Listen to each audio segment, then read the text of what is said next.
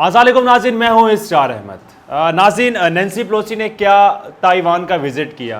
Taiwan के ऊपर ऐसा कमबख्त, मैं ऐसा समझ लूं कि चीन ने ऐसी एक स्ट्राइक की है, बम की, यानी जहाज़ों के जरिए, बाकायदा बहरी जहाज़ों के जरिए चीन ने ताइवान के अंदर स्ट्राइक की है और यह कहा है कि बदले में अगर इन्होंने कोई एक गोली भी चलाई या कोई एक फायर भी किया, इनके पूरे के पूरे मुल्क को हम लोगों ने निस्तो नाबूद कर देना, यानी इसके पूरे मुल्क को खत्म कर देना। आज ये सारा मामला है क्या?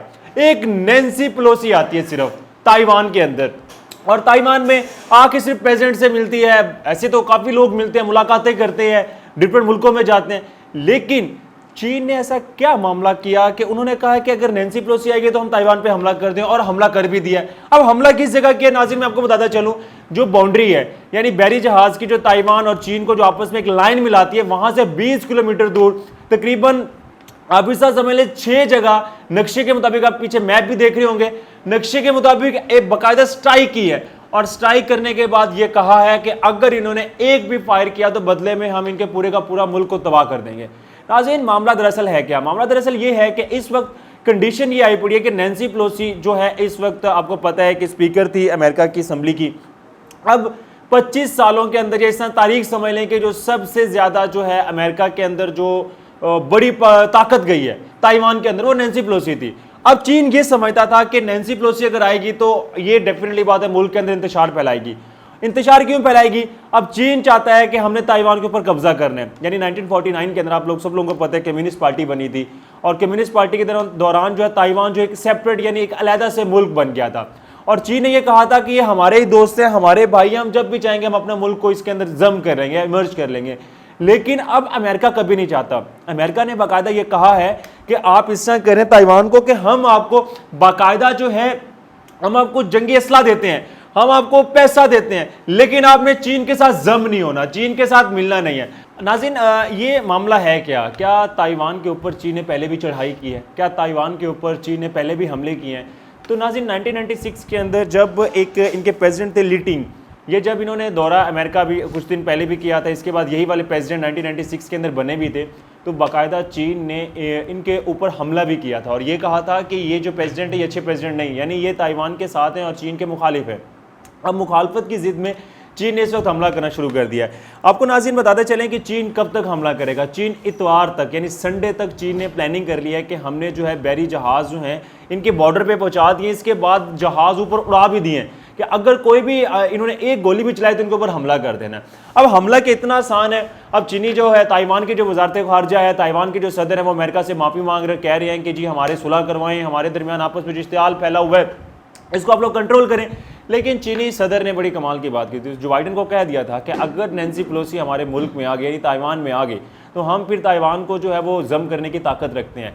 अब नाज़रीन, आप सब लोगों को पता है कि ताइवान एक छोटा सा मुल्क है। चीनी आपको पता है चाइना पूरी दुनिया के अंदर जो असला इंपोर्ट कर रहा है, इसके बाद यानी चाइना बहुत बड़ी एक सुपर पावर बना हुआ है इस वक्त। अब चाइना के साथ जो है मामला ये है कि अगर चाइना सुपर पावर बन रहा है, क्या ताइवान को जम कर सकता है? नाज़रीन, मैं ये मानता हूँ कि ताइवान को ज़्यादा से ज़्यादा 1-2 महीने के अंदर इजीली ताइवान जम हो जाएगा चाइना में। लेकिन क्या इतना आसान है?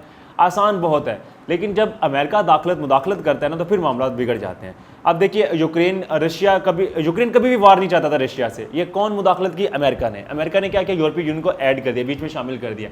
इसी तरीके से यही मामला चल रहा है। अब चीन जो है वो कभी नहीं चाहता था ताइवान पे हमला करे, लेकिन अमेरिका जैसे बीच में आया तो चीन ने कहा हम इनके ऊपर हमला करेंगे। अब नैन्सी पेलोसी, ये सब लोग जितने भी लोग हैं, ये चाहते हैं कि अमेरिका जो है वो इसको जम ना करे, चीन जो है वो ताइवान को जम ना करे। अब ताइवान को अगर जम करता है तो इनके पास ऑप्शन क्या बचता है? चीन को कंट्रोल करने का पास इनके पास सिर्फ एक वाहिद ऑप्शन इंडिया है। इंडिया, आप लोगों को पता है कि लद्दाख के अंदर कितनी मार खाई इंडिया ने बहुत मार खाई है इंडिया ने चाइना से, और चाइना ने लद्दाख के ऊपर कब्जा भी कर लिया। तो लद्दाख के ऊपर ये बड़ा मामला ये संगीन है कि इंडिया के ऊपर तो अमेरिका ट्रस्ट कर ही नहीं सकता। वो ये समझता है कि लद्दाख जो इन्होंने अपना मुल्क गवा दिया है, चाइना को दे दिया है, तो एक शहर पूरे का पूरा दे दिया, तो ये कहाँ ये जो है चीन के ऊपर कब्जा करेगा। नाज़रीन, यहाँ पे आपको बताता चलूँ कि इस वक्त जो है 25 सालों में अमेरिकी सबसे अहम शख्सियत नैन्सी पेलोसी ने जो ताइवान में दौरा किया था, जो सबसे बड़ा मामला जो है इन्होंने बिगाड़ा हुआ है।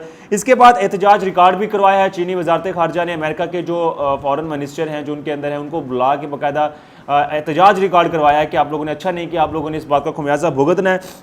लेकिन इससे बड़ी बात यह है कि जो जजीरे थे, आप ये देख लें कि 6 बड़े इलाकों के अंदर जो इनके 6 बड़े जो जजीरे थे वहाँ पे जंगी मशकों का जो बाकायदा जो है ऐलान भी कर दिया और वहाँ पे इस वक्त जंगी मशकें जो हैं वो चल भी रही हैं। चीन जो है इस वक्त ताइवान को छोड़ने वाला नहीं है। चीन ताइवान को इसलिए नहीं छोड़ने वाला, उन्होंने कहा था कि हम आपसे जो है हम आपके साथ हैं, हम आपके भाई हैं, आप हमारे साथ ताउन करें, आप अमेरिका के साथ क्यों शामिल हो रहे हैं। लेकिन ताइवान कभी नहीं चाहता। अब ताइवान जैसे यूक्रेन भुगत रहा है रशिया की वजह से, इसी तरीके से ताइवान भुगतेगा और एक दिन आएगा कि चीन के साथ इस जम हो जाएगा। नाज़रीन, जब आपके पास वो एक बड़ी किसी ने कमाल की बात की कि जब आपके पास जंग लड़ने का कोई ऑप्शन, कोई जवाज़ ना हो, तो एक बैरूनी साजिश मुदाखलत करती है और जंग स्टार्ट हो जाती है।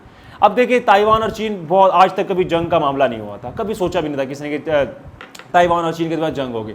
लेकिन जैसे मुदाखलत होती है, यानी अमेरिका बीच में आता है, अब जंग स्टार्ट हो जाती है। जंग बहुत भयानक चीज़ है, ये अगर शुरुआत हो जाती, लेकिन इसके जो असरात होते हैं बाद में बहुत बुरे पड़ते हैं। तो नाज़रीन, होपफुली आज की जो अपडेट थी चाइना की और ताइवान की, वो मैंने आपको अपडेट की।